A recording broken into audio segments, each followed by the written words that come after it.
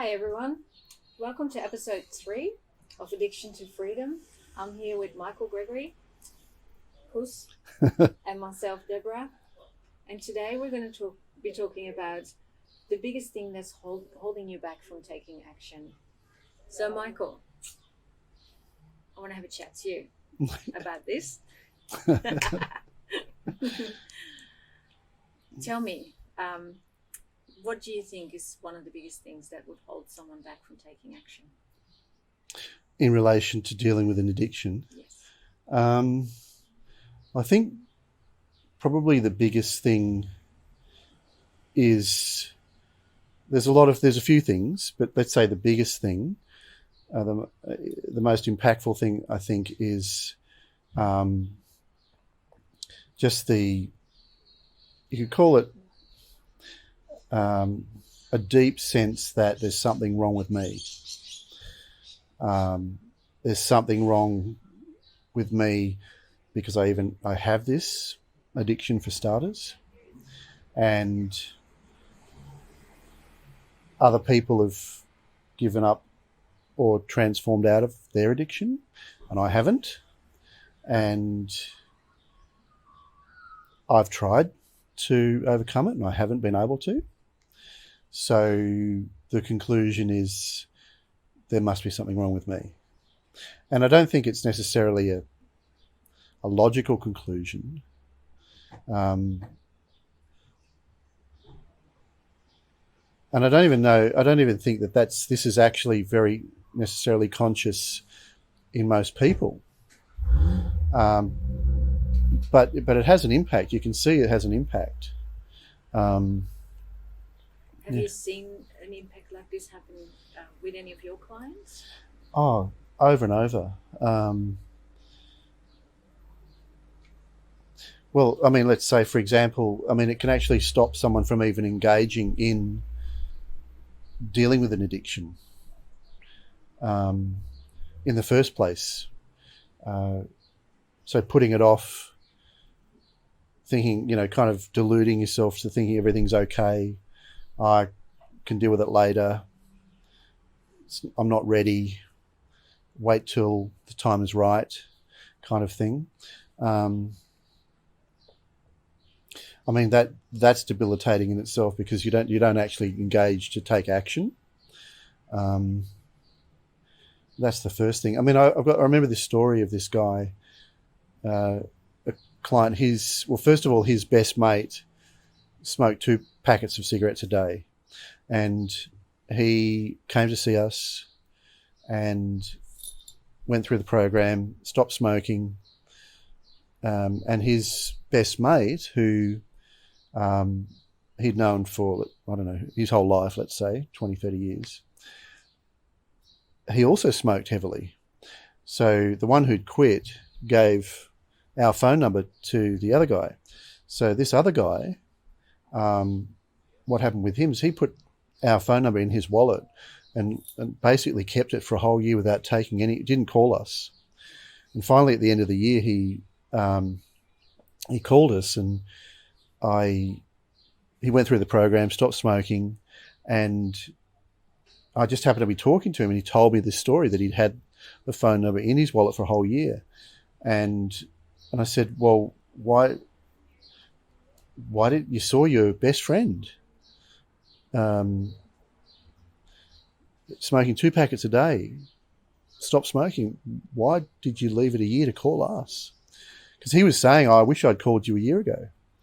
And he said, well, I don't know, I just didn't feel ready. And I said, well,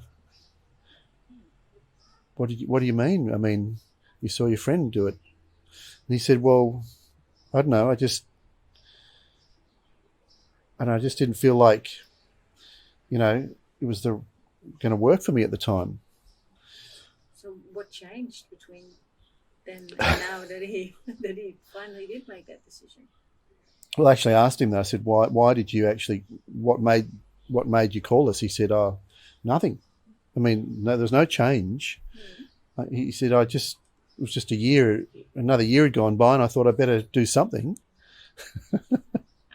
So he went through the program, stopped smoking, And I mean, essentially, he kind of disqualified himself from it working, even though he said he'd seen his friend do it. He thought somehow he was different. And he never really, didn't really have any reason to think that. He didn't have any answers for that. When I asked him what had changed, he just took action because he hadn't taken action. That was his reasoning. But what was holding him back, was something else. Obviously, if you see your best friend stop and you think, I want to quit, or you think, wow, I'd be jumped straight there. But this happens all the time. People get stopped in even engaging. That would have serious consequences down the track, I can imagine, if you already have that belief to start with, not allowing yourself to take that first step. Yeah. What sort of consequences would people be coming up against? Well, there's really consequences all the way along. Like, as in I said, the first one is not engaging. Like, the reason why people don't engage, well, it's the same reason all the way along. But let's say another consequence is, even if you start to engage in a program, you might find yourself not fully engaging, like actually not being able to face doing whatever steps are required, even if they're not hard. Let's say it's like watching a video. There are people I know who we get them to watch a series of videos, and they can't face sitting down and watching those videos, even a 10-minute video, even though they probably watch hours of Netflix every day, let's say. And so what's going on is that because they believe that there's something wrong with them, they also believe that, and I use the word belief loosely because I think it's a lot deeper than a conscious belief, that essentially that there's going to be pain when they fail, because the consequence of it not working is feeling shame, feeling hopeless, feeling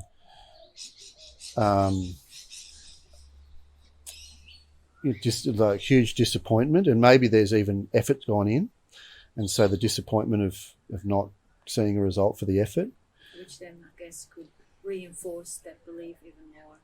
Totally. That's right. Because and then you've got the subconscious fight or flight reaction that comes in and basically is trying to constantly operating all day, every day, trying to prevent us from doing things or that are going to lead to pain and suffering, even on an emotional level. Like shame is, a huge motivator. If someone gets shamed or they feel shame, they're going to want to avoid that because it's a hugely painful thing. And or just feeling like a failure, that you don't want to feel that.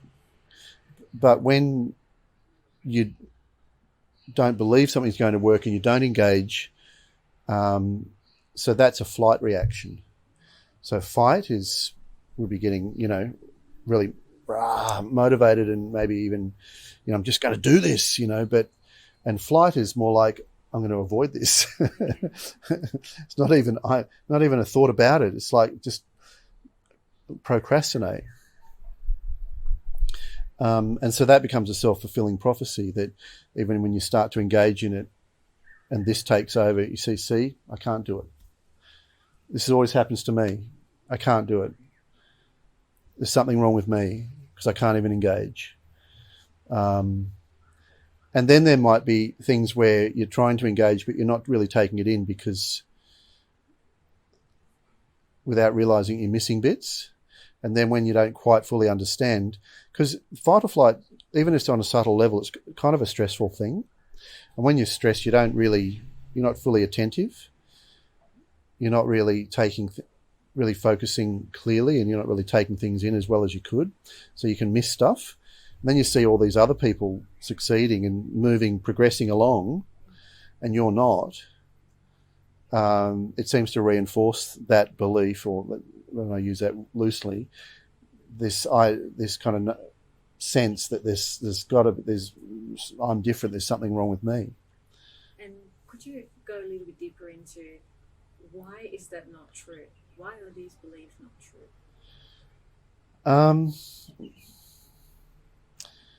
Okay. Just thinking how to do that. Well, there's... Or how can people overcome these thoughts if they're not true? Yeah, well, let's start with why it's not true. So first of all, this sense, I'll call it, that there's something wrong with me, we weren't born with that. That's something that has developed along the way somehow. So it's not part of our essential nature to have a sense that there's something wrong with me. I think most of us have some sense of that, but I don't. And there's varying degrees of it. But I don't think we're born with it, and I don't think it's actually even necessarily true, because when you make such a generalized statement, what part of that is true? Like all of me? Is something wrong with all of me? Or is there specifically something that I'm missing? In which case, I could learn that, or I could pick. That could be, or if it's something I can't change, well, then I can adapt. So specifically, yes, there might be something wrong or different, but when you say generally, there's something wrong with me, I mean, that is for me, that there's big warning bells that's just not accurate. But then if we're talking about, let's say, let's say a person like you or me, who is the person that has something wrong? Right, let's say I say that there's something wrong with me. Well, who's saying that? If you know what I mean. Like, so there's someone saying that, and then they're saying that about me. I'm saying that about myself. Well, what self is that? Because obviously the one saying it is not necessarily is free enough to say that. You know what I mean? I'm being a bit vague, aren't I? No, that's okay. Continue. I want to hear where this is going. Yeah, well, basically what I'm saying is that there's what the view of ourselves, who we believe ourselves to be, my name, my history, my beliefs, my likes and dislikes. All of these are my dreams and hopes. All of these are changeable. Well, I guess memories, memories perhaps stay the same. But although you can see memories in a different light in hindsight, can't you? So even that's changeable. So a lot of those things are changeable. But who is observing all of that? Who is present with all of that all the time? Is not changeable. In the sense that who is present, me, is who is aware. And so, and that awareness, which is me, doesn't have any fear about the future. Well, in fact, I mean, the future's an idea. It's an imaginary scenario. It's an imaginary situation. It's like a movie that we haven't seen the rest of it yet. Let's say, but right now, that's an imagination, isn't it? So, and the same for the past. Although that's kind of a movie or a set of movies which we say has a different quality called happened. But it's only ever alive now. viewing both of those movies. So would you be saying that the beliefs we have about the future are not real? Well, they're real in the sense that they can be an imagined reality, and we can have an emotional reaction to that imagined reality right now, feeling it now, which we then falsely used. The fight or flight can falsely use that to validate that negative future as if it's really definitely going to happen now because it's already happening, because I'm feeling that reaction. But all of that, I would say a lot of that's a bad habit, not necessarily in sync with the truth of who we are, and in fact that right now that future isn't present, only as an imagination. So it's not present like we're present. And when we're present here, if we just stay with that, there actually is no danger right now. Like fear is, if you forget about imagining the negative future, let's say you're able to forget about that, then you wouldn't have a fear reaction to it. And right now, so fear isn't inherently present right now. That's what I'm saying. It's a kind of a manufactured thing. So what we are, like putting aside the manufactured stuff, there is no fear involved. So that's why it's not true. And so fear about me having something wrong,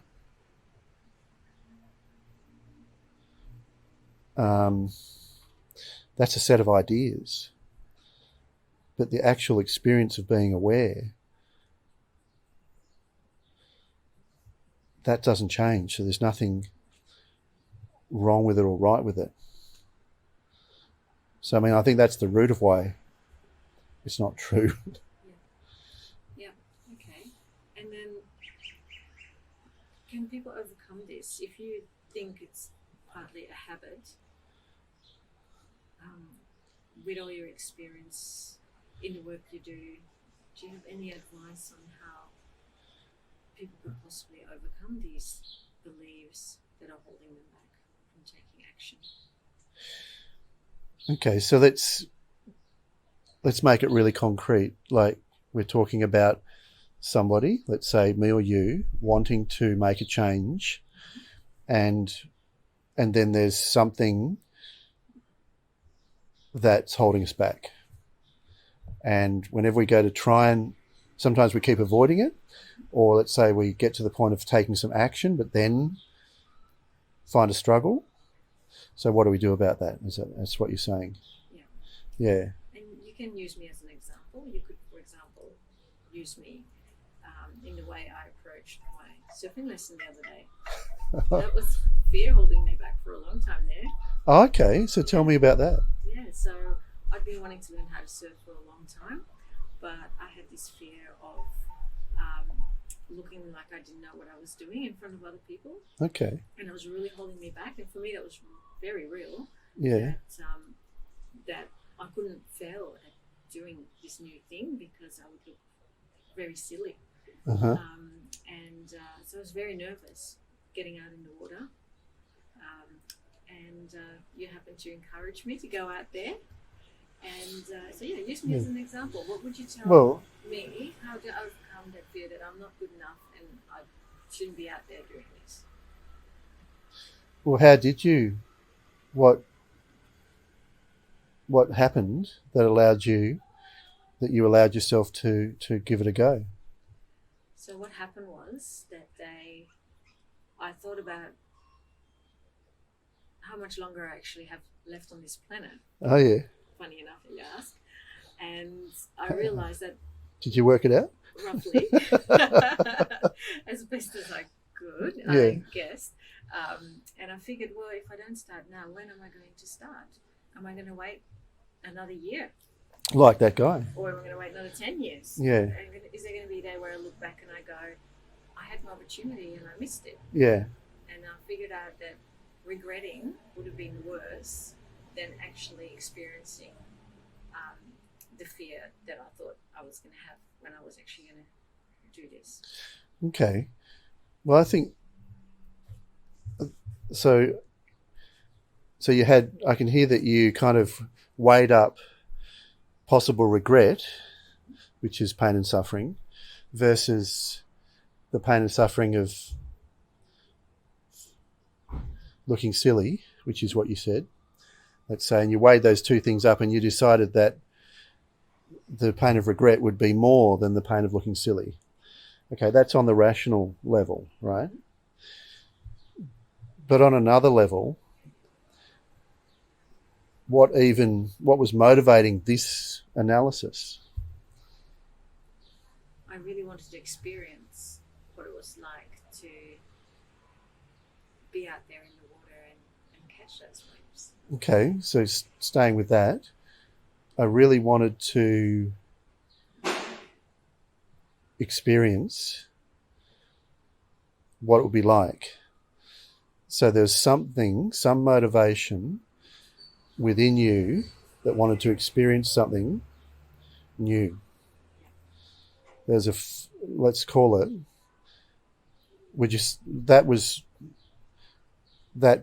whatever that was actually causing you to face this fear of looking silly. So that was already in you. That was already there. This positive, I'll call it a movement for growth, was already present. Yeah. And it had been there for some time, because I know that we'd had conversations about, you're going to come out today. Yes. So it had been there for some time, and this movement for growth, let's say, which involves some change, some moving out of comfort zone, that was obviously growing in itself. Yeah? Yes, definitely. Can you recognise now we're talking about it? Absolutely. It's something I wanted to learn for a long time. And so it got to this point where it caused you to start to think more seriously about doing it, which then resulted in this, could have resulted in all sorts of things, but it resulted for you in this kind of weighing up this pain versus that pain. And driving around with my board in my car for a while. See, there was even a movement there, a motivation for you to go and buy that board. Absolutely. Yeah. So this was growing in you for some time, and it finally kind of overflowed into action. So coming back to the question about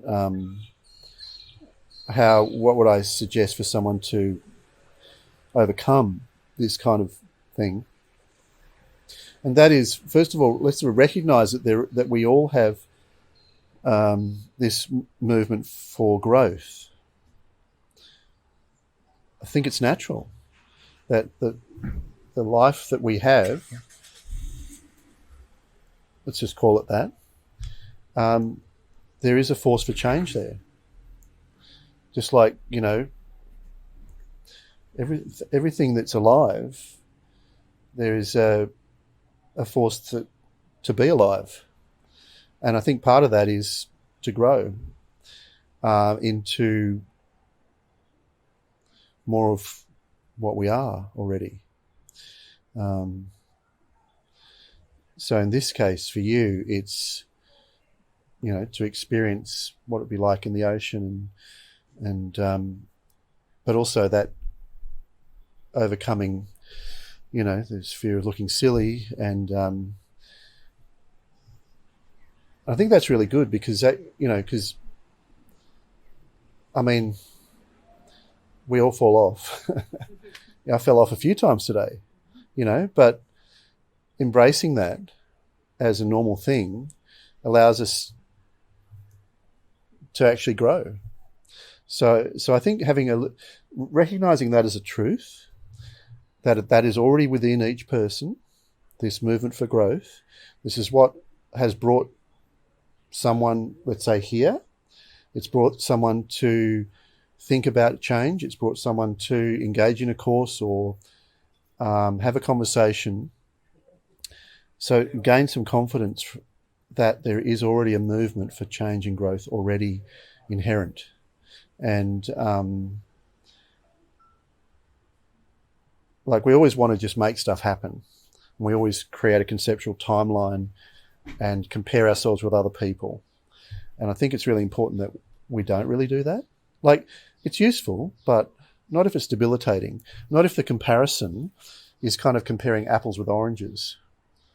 You know, and in a sense, like, whenever we compare ourselves with somebody else, it's always comparing apples with oranges, because we're both not oranges. You know, we both don't have the same history. Both haven't had the same life experience. We haven't developed the same understanding. Perhaps the same, you know, experiences of learning and growing. And I think there's that saying about, you know, let's say we're all walking along a path, right? Well, while we're walking along that path together, we're all going along the same path, but we're all placing our feet in different places. We don't all place our feet in exactly the same place. So we're walking in we're having our own individual walk at the same time as we're all growing in this same direction, or the people that are engaging in this thing, right? So I think recognizing that we're different and therefore we can't compare. Like, it's very tempting because there is a part of us that wants to compare and wants to be better and wants to be accepted and all of that. But that can be very undermining when what we think equals success is somebody else is already, you know, where we want to be. And then we take that as a negative, like, oh, see, something wrong with me. But actually, the very fact that you're walking on the path, engaging in it, there's already a force to it. Take confidence in that, I think. That's the first thing. And the second thing is to really try to be understanding about allowing ourselves to walk our own path, giving some grace and acceptance and compassion towards ourselves. And I guess that comes with perhaps not judging someone else as better or worse, because as soon as we do that, we're judging ourselves as better or worse.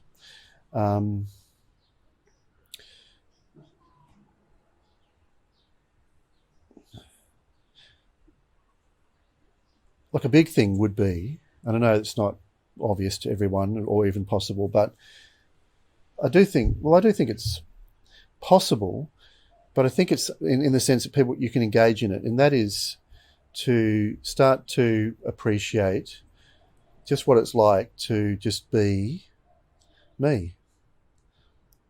Like, in the sense of, I'm not talking about me the constructed me. I'm talking about me as in this awareness that is here. You know, just to sit with that, and that is inherently peaceful. And that's inherently okay. There's an inherent, there's no there to be happier. Like, it's not going to be happier there than here, because that's just an idea. Because, you know, theoretically, if we could somehow be there, which we can't because we're always here, but we'd actually be here, and here is where we are. So, like, you know, I know that sounds, No, I'm getting it. yeah. So the here where we are, this is the place of happiness. In this exact moment. Yep, and that's where we'll always be. So, well, we always, you know, have these, you know, ideas and plans and desires to grow, but along the way, let's not kind of make ourselves deficient until we get there. You know what I mean?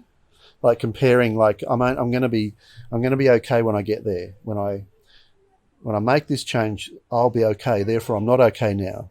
That's a horrible place to be. When we already are okay right now, and we are evolving, and we are growing and changing. So a kind of starting off from a more relaxed appreciation of that we are already having confidence that we already are okay. There is this growth, movement to growth already, which we didn't make. It comes with us. I think that's a good place to start. Kind of sit with that.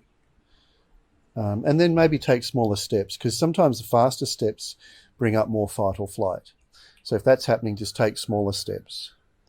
And be okay with that. We don't have to be like the other fruits. You know, we can just be what we are and walking our own, you know, and enjoying each step. And if you do have a setback? Well, actually, that's how we learn. Because, like, we calibrate that that's not the direction, and be thankful for that. And that's actually a normal way of growing. I could go on about that, but let's keep it shorter. But essentially, we have to embrace what we might call a wrong direction in order to find out what is, like when you're balancing. Whenever you're balancing, you're never perfectly still. That means you're always out of balance. So balancing really is a process of constantly adjusting the whole time, a flow of readjustment the whole time. So we have to, I mean, that's a good thing to embrace that. Yeah. Yeah. Well, I think we've kind of, even if we haven't talked about everything, I think we've probably spent enough time. Enough time on the biggest insecurity that prevents you from taking action. Yeah. We covered quite a bit there, actually. Yeah, thank you for explaining all that. Well, and also for you to, you know, offer your experience of. But it was fun, wasn't it? Oh, it was so much fun, and Yeah. I learned so much, and I'm grateful for that. Yeah. It's got to come every day now. I will do my best to come every day and learn. Yeah. All right. See you in the next episode. Bye for now.